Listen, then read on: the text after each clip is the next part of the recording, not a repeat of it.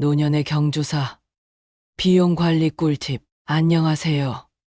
여러분, 오늘은 많은 분들이 공감하실 만한 주제를 다뤄보려고 합니다. 바로 경조사와 관련된 고민입니다. 누구나 한 번쯤 이런 상황을 겪으셨을 거예요. 우선 노년의 중요한 주제 중 하나인 경조사 비용 관리에 대해 이야기해 보려 합니다. 살다 보면 결혼식, 장례식, 돌잔치 등 다양한 경조사를 마주하게 되죠. 그런데 경조사비를 얼마나 내야 할지 고민될 때가 많습니다. 너무 적게 내면 예의가 부족해 보일까 걱정되고, 많이 내면 내 생활이 힘들어지니까요. 또한 오늘은 부담을 줄이면서도 적절한 예의를 지킬 수 있는 경조사 비용 관리의 비법을 소개하겠습니다. 청첩장이나 부고장은 보내면서 정작 자신은 부조를 하지 않는 사람, 오랫동안 동창 모임에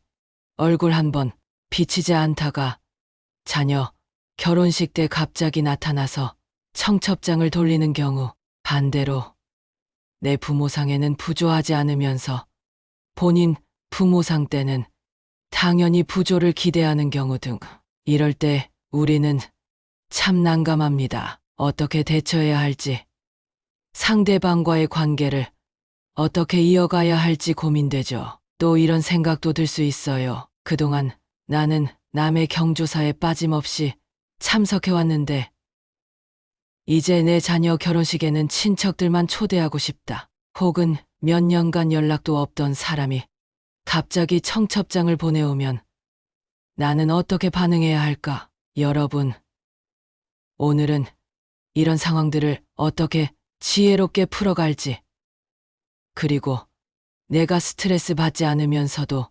상대방과의 관계를 적절히 이어가는 방법에 대해서도 이야기해 보려고 합니다. 먼저, 경조사 비용, 적절한 기준 세우기.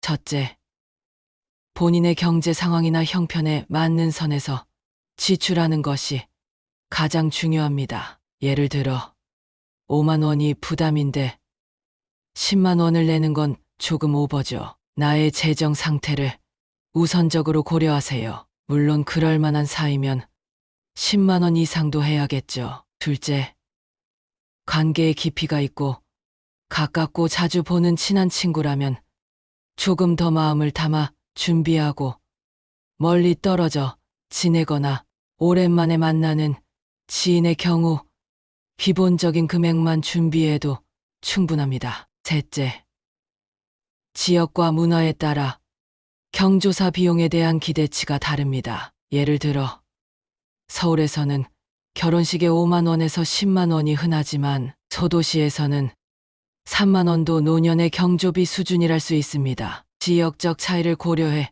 적절한 금액을 설정하세요. 다음으로 실생활 예시로 보는 경조사 비용. 결혼식의 경우 보통 5만 원에서 10만 원 사이가 적당하다고 생각합니다. 가까운 가족이나 절친한 친구라면 20만 원까지도 가능합니다. 물론 사정에 따라서 이보다 더 많을 수도 있죠. 직장 동료나 덜 친한 지인의 경우 5만 원이면 적정하다고 봅니다. 장례식의 경우 보통 5만 원에서 10만 원 정도가 일반적이며, 가까운 사이일 경우 10만 원 이상을 내기도 합니다. 금액보다도 조문이나 장례식장에서의 따뜻한 위로의 말이 더 중요할 수 있습니다. 돌잔치 같은 경우 3만 원에서 10만 원이면 기본적인 예의를 지킬 수 있습니다. 상황이 어렵다면 작은 선물을 준비해 마음을 표현해도 좋습니다. 다음으로 경조사가 잦을 때 부담을 줄이는 방법. 첫째, 경조사 예산 따로 마련하기. 매달 일정 금액을 경조사비로 미리 준비해 두세요. 예를 들어 한 달 용돈에서 10만 원을 떼어 경조사 비용으로 저축해 놓으면 갑작스러운 경조사에도 부담이 덜합니다. 특히 결혼이 많은 봄 시즌 같은 경우에는 도움이 될 것으로 봅니다. 둘째, 모든 경조사에 갈 필요는 없습니다. 경조사가 많아지면 중요한 행사와 그렇지 않은 행사를 구분하세요. 꼭 참석하지 않아도 되는 경우에는 부조금만 전달하거나 정중히 사양할 수 있습니다. 저는 결혼식의 경우 친척이나 절친한 친구 관계를 제외하고는 거의 식장에 가지 않고 부조만 하는 경우가 대부분입니다. 셋째, 부담 없는 선물로 대체할 수도 있습니다. 부조 금액이 부담스러울 때는 소박하지만 정성이 담긴 선물을 준비하세요. 예를 들어 결혼식에는 작은 꽃다발이나 와인, 돌잔치에는 손수 만든 선물도 좋습니다. 다음으로 경조사 얌체족 대처하기. 먼저 자신은 부조를 하지 않으면서 청첩장이나 부고장을 보내오는 얌체족에 대해 이야기해 볼게요. 이런 상황은 누구에게나 불편하고 난감합니다. 그런데 중요한 건 내가 스트레스를 받지 않는 선에서 대응해야 한다는 것입니다. 즉, 관계를 기준으로 판단하기입니다.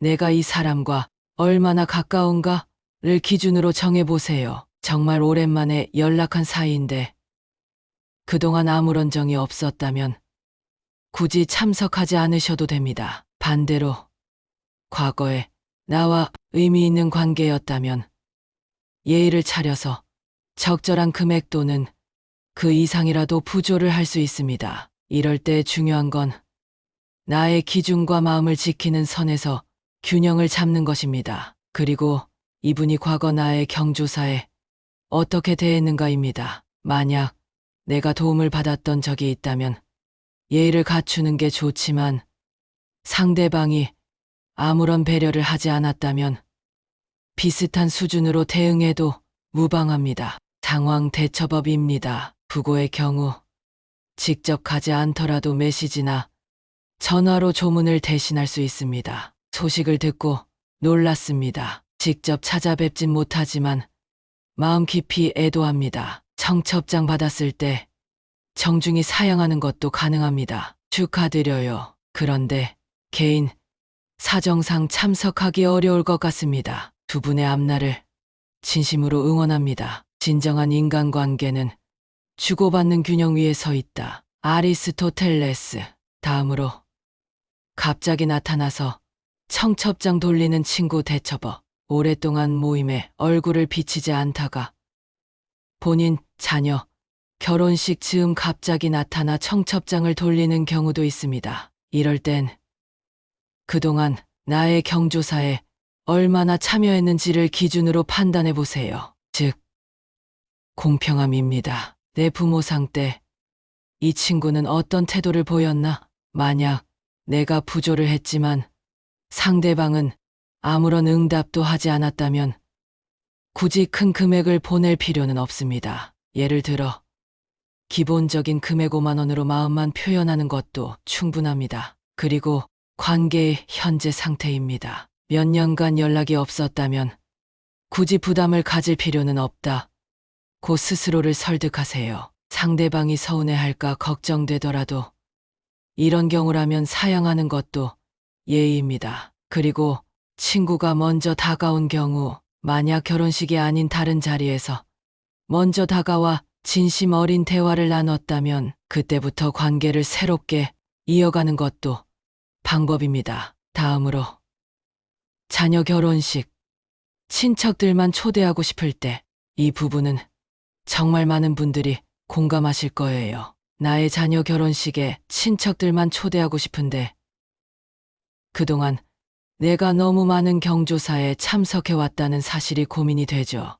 배우자의 반대가 있을 때 만약 배우자가 그동안 뿌린 돈이 얼만데 다 초대해야 하지 않겠냐고 한다면 이렇게 설득해 보세요. 즉, 본질로 돌아가기입니다. 결혼식은 나와 우리 가족, 그리고 자녀를 위한 날이라는 걸 강조하세요. 친구들에게는 가족과 가까운 친척들만 모시고 조촐하게 진행하려 합니다. 이해 부탁드립니다라고 정중히 설명하면 오히려 부담을 덜 수 있습니다. 부담을 줄이는 방향 제한하기. 너무 많은 사람을 초대하면 오히려 자녀에게 부담이 될 수 있다고 말해보세요. 결혼식의 목적과 실질적인 부담을 고려한 결정임을 강조하세요. 예시로 초대 문구 보내기입니다. 가까운 친구들에게는 이렇게 설명할 수 있습니다. 이번 결혼식은 가족과 가까운 친척들만 모시고 조촐하게 진행하려고 합니다. 이해해 주시길 부탁드려요. 이렇게 미리 이야기하면 상대방도 서운함 없이 받아들일 가능성이 높습니다. 다음으로 갑작스러운 청첩장 대처하는 법. 마지막으로 몇 년간 연락이 없던 지인으로부터 갑자기 휴대폰으로 청첩장을 보내온 경우에 대해 이야기해 볼게요. 이럴 땐 지나친 고민 대신 아래 방법 중 하나를 선택해 보세요. 첫째, 마음만 전하기. 상황이 어렵다면 정중하게 축하 메시지를 보내는 것으로도 충분합니다. 예를 들어, 소식 듣고 기뻤습니다. 두 분의 앞날이 늘 행복하시길 바랍니다. 둘째, 기본 금액으로 부조. 참석하지 않더라도 기본적인 금액 5만 원 정도만 부조할 수 있습니다. 이렇게 하면 최소한의 예의를 지킬 수 있습니다. 셋째, 그냥 지나치기. 너무 먼 관계라면 메시지나 부조 없이도 큰 문제가 되지 않습니다. 다만 마음의 부담을 덜기 위해 스스로 내가 예의를 다했다고 확신할 수 있는 범위에서 행동하세요. 다음으로 경조사와 관련된 속담들로 마무리. 경조사와 관련된 속담 몇 가지를 소개할게요. 가는 정이 있어야 오는 정이 있다. 관계는 주고받는 것입니다. 하지만 억지로 줄 필요는 없어요. 바늘 도둑이 소 도둑 된다. 작은 배려가 쌓이면 큰 관계로 이어질 수 있습니다. 행차를 다니려면 상차림도 있어야 한다. 나도 받기 위해선 내가 줄 때는 진심을 담아야 합니다. 여러분, 경조사는 사람과 사람 사이의 연결고리입니다. 하지만 그 고리가 나에게 과도한 부담이 된다면 현명하게 거리를 두는 것도 지혜로운 방법입니다. 경조사는 돈으로만 측정되는 것이 아닙니다. 중요한 것은 내 형편에 맞게 하면서도 진심 어린 마음을 전하는 것입니다. 부담스럽게 생각하지 마세요. 내가 할 수 있는 범위 안에서. 그러나 마음은 풍성하게라는 철학으로 임한다면 더 행복한 노년을 만들어 갈 수 있습니다. 저는 할까 말까 고민할 때는 하는 쪽으로 5만 원 이하, 10만 원 이하로 고민할 때는 10만 원으로 주로 결정합니다. 그래야 마음이 조금이나마 편하기 때문입니다. 시청해 주셔서 감사합니다. 오늘 영상이 도움이 되셨다면 좋아요와 구독 꼭 눌러주세요. 저에게 큰 격려가 됩니다. 여러분의 풍요로운 인생을 진심으로 응원합니다.